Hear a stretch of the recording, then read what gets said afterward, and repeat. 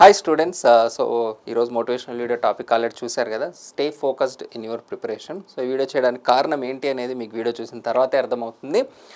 So direct టాపిక్లోకి వెళ్ళిపోతాం. So మనలో చాలామంది స్టూడెంట్స్ ఎమోషనల్లీ వల్నరబుల్గా ఉంటారు. సో ఈ ఎమోషన్స్లో కూడా నేను జనరల్గా రెండు కేటగిరీలు చేస్తూ ఉంటాను ఎప్పుడు. ఒకటి ఇన్వాలంటరీ, రెండవది వాలంటరీ. సో ఈ ఇన్వాలంటరీ ఎమోషన్ అనేది జనరల్గా మన చేతిలో ఉండదు. అంటే ఏ విషయానికి ఎలా రియాక్ట్ అవ్వాలనేది మన బాడీలో ఆల్రెడీ ఒక మెకానిజం అనేది ఉంటుంది. దాన్ని మీరు మార్చాలనుకున్నా మార్చలేరు. అది చాలా చాలా కష్టం ఇన్వాలంటరీగా. అంటే ఇప్పుడు సింపుల్ చెప్పాలంటే మొన్న ఒక ఎగ్జాంపుల్ చెప్పాను మీకు. ఒక అంబులెన్స్ రాగానే మీరు జరుగుతారని. అదనే కదా, సపోజ్ ఇప్పుడు మీరు రోడ్ మీద వెళ్తున్నారు, ఒక బైక్ మిమ్మల్ని గుద్దింది. ఓకే, మీరు బైక్లో వెళ్తున్నప్పుడు మీ బైక్ని గుద్దచ్చు, మిమ్మల్ని గుద్దచ్చు, వాట్ ఎవర్. సో ఇలాంటి ఒక సిచ్యువేషన్ జరిగినప్పుడు మీరు ఎలా రియాక్ట్ అవ్వాలనేది మీ బ్రెయిన్లో మెకానిజం ఉంటుంది.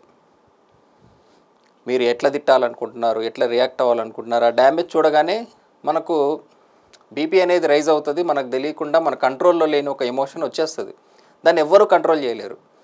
సో ఇంట్లో కూడా మనకు సహనం నశించినప్పుడు మన ఇంట్లో వాళ్ళ మీద అరుస్తూ ఉంటాము.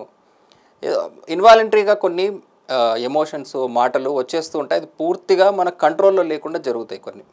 సో వాటిని పక్కకు పెట్టేద్దాం. ఎందుకంటే అవి కంట్రోల్ అవ్వాలన్నా అలాంటి సిచ్యువేషన్ మనం ఎదురు కాకుండా ఉండేలా చూసుకోవాలి తప్ప అంతకుమించి మనం చేయగలిగింది ఏమి బట్ వాలంటరీ ఎమోషన్ అనేది మన చేతుల్లో ఉంటుంది.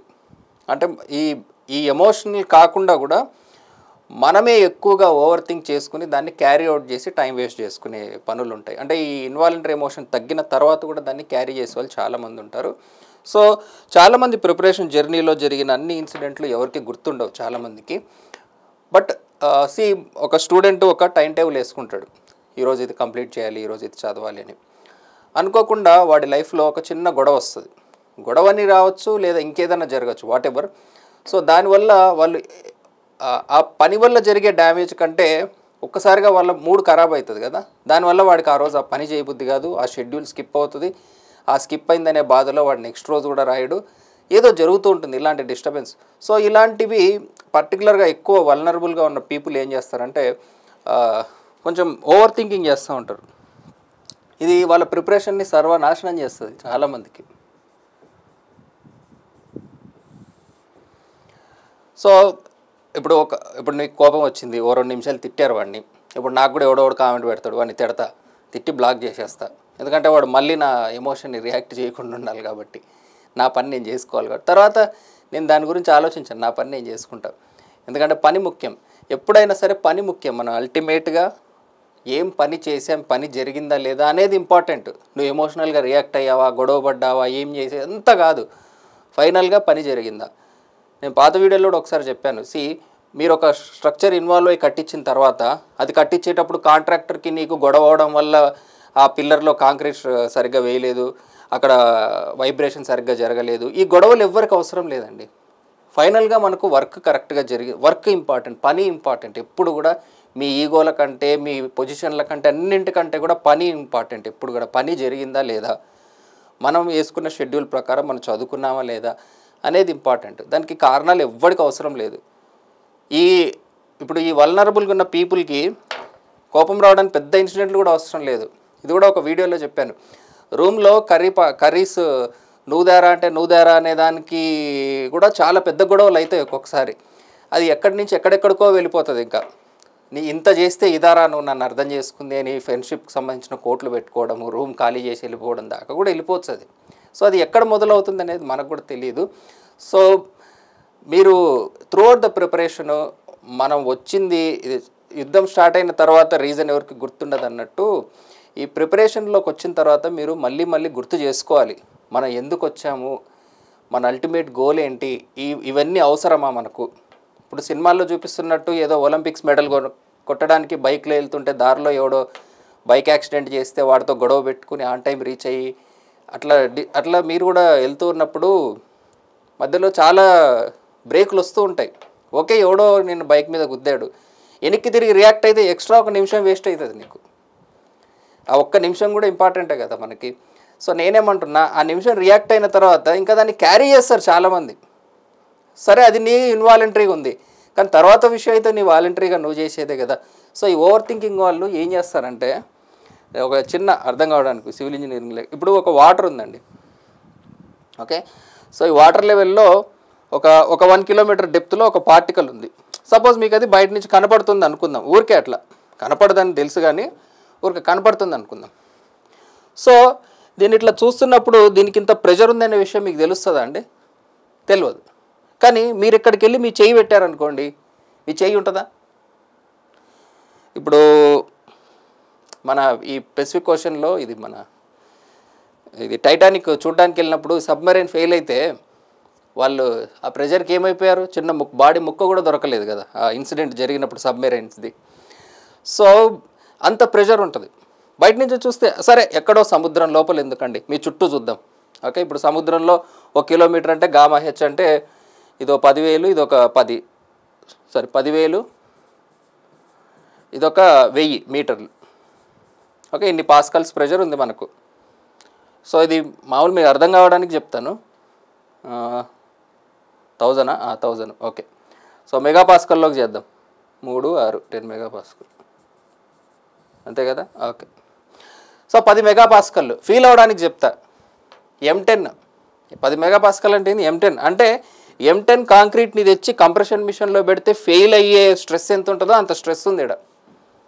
మరి అక్కడ నీ చేయి పెడితే ఉంటుందా? ఉండదు కదా, అంత ప్రెషర్ ఉంటుంది అక్కడ. కానీ నీకు బయట నుంచి చూస్తే ఆ పార్టికల్ నార్మల్గానే కనపడుతుంది. అది వదిలేసి 10 స్ట్రెస్ ఉన్నది మన దగ్గరే, మన M10 M20 వాడుతున్నాం కదా. ఇప్పుడు మన కాలం చూసినా, మన స్లాబ్ చూసినా ఆ M10 M20 స్ట్రెస్లు గురయ్యే జాయింట్స్ మనకు బయట నుంచి క్లియర్గా కనపడుతున్నాయి. ఆ పార్టికల్లో నీకేమైనా స్ట్రెస్ కనపడుతుందా బయట నుంచి చూస్తే? ఏం అనిపించదు.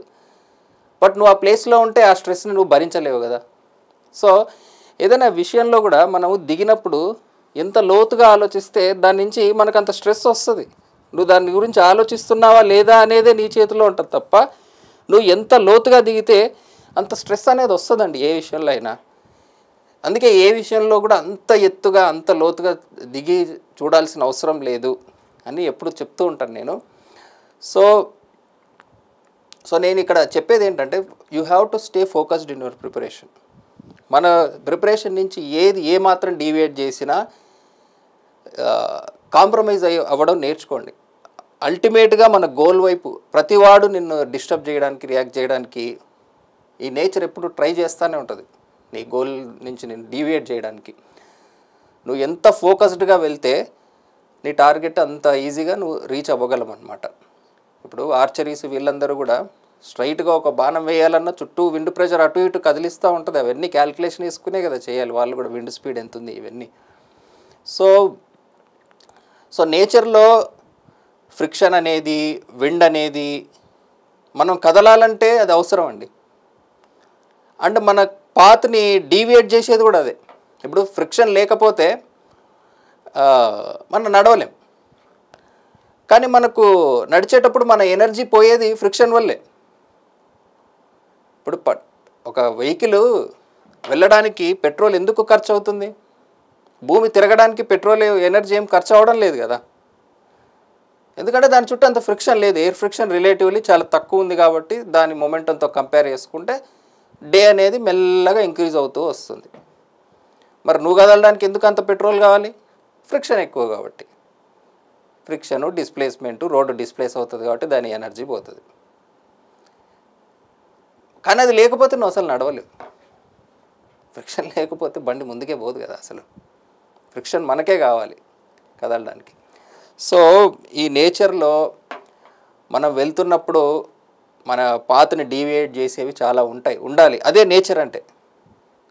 బట్ మనం ఎంత ఫోకస్డ్గా మన గోల్ వైపు ఉన్నాము అనేదాన్ని బట్టే మన సక్సెస్ అనేది ఉంటుంది. సో మీ జర్నీలో ప్రతిరోజు మిమ్మల్ని డిస్టర్బ్ చేసేవి ఎన్నో ఉంటాయి. వాటన్నిటి నుంచి మీరు నిజంగా ఫోకస్డ్గా ఉండాలి అనుకుంటే మాత్రం, ఎందుకంటే ఒక్కరోజు మీరు తీసుకునే ఆ ఎమోషను ఎక్కడి దాకా క్యారీ అవుతుందో, ఎంత డిస్టర్బెన్స్ వస్తుందో. ఇప్పుడు రూమ్లో ఉన్న మీ రూమ్మేట్తో మీరు గొడవ పడతారు, మళ్ళీ హాస్టల్ పోతారు, అక్కడ ఇంకొక గొడవ వస్తుంది. అది ఒక సైకిల్. వెనక్కి తిరిగి చూసుకుంటే బయటికి వెళ్ళి కర్రీలు లేకపోవడం వల్ల ఏడబ్ల్యూ రాలేదు, ఆర్ఆర్బీ జేఈ రాలేదు, or whatever deputy surveyor రాలేదు, మీ goal whatever it is, okay అని అనుకుంటే సిల్లీగా అనిపిస్తుంది. బట్ దాన్ని గొడవపడడం తప్పు అని నేను అన్నాను, కానీ కొన్ని ఇన్వాలంటరీగా మనకు అట్లా వచ్చేస్తాయి ఎమోషన్స్. బట్ దాని నుంచి మన వాలంటరీగా మన ఎమోషన్ని కంట్రోల్ చేసుకుని గోల్ వైపు ఉండే ప్రయత్నం మనం ఎప్పుడు చేస్తూనే ఉండాలి, గుర్తు చేసుకుంటూనే ఉండాలి మనం ఎందుకు వచ్చాము ఈ ప్రిపరేషన్లోకి, ఈ ప్రిపరేషన్ అనేది మనకి ఎంత ఇంపార్టెంట్ అని. సో ఇలా ప్రతి చిన్నదానికి రియాక్ట్ అవ్వకుండా ఉండే ప్రయత్నం అయితే చేయండి. ఓకేనా? సో ఐ హోప్ ఈ వీడియో మీకు హెల్ప్ అయిందని ఆశిస్తూ థ్యాంక్స్ ఫర్ వాచింగ్.